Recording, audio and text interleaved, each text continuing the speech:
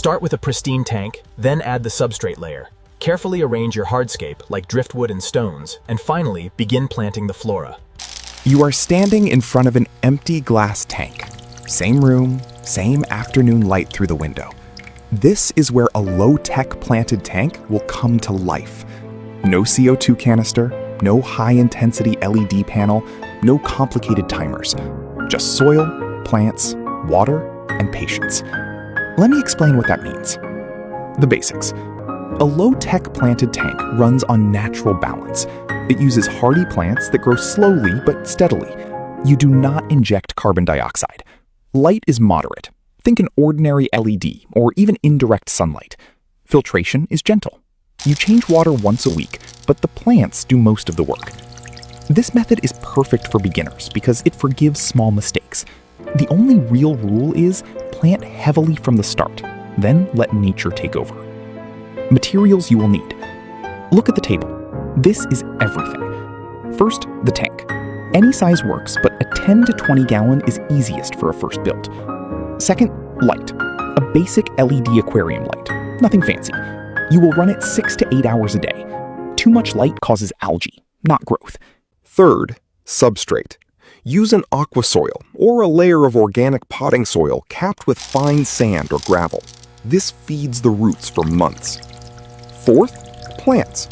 Choose easy ones. Java fern, anubias, cryptocoryne, Amazon sword, hornwort, and floating plants like duckweed or frogbit. These do not need CO2. They just need to be in water. Fifth, a filter. A simple sponge filter driven by an air pump is enough. Low flow, gentle surface movement. Sixth, a heater if you keep tropical fish. Set to 72 to 78 degrees Fahrenheit. Not mandatory for plants alone, but stable temperature helps. That is it. No pressurized systems, no fancy reactors. Installation method. Step by step. Your hands are ready. Let me walk you through it. Step 1. Prepare the substrate. If you use potting soil, sift out large chunks. Spread a 1-inch layer across the bottom. Then add a 1-inch cap of sand or fine gravel. If you use aquasoil alone, just pour it in, 2 inches deep, sloped higher at the back. Step 2.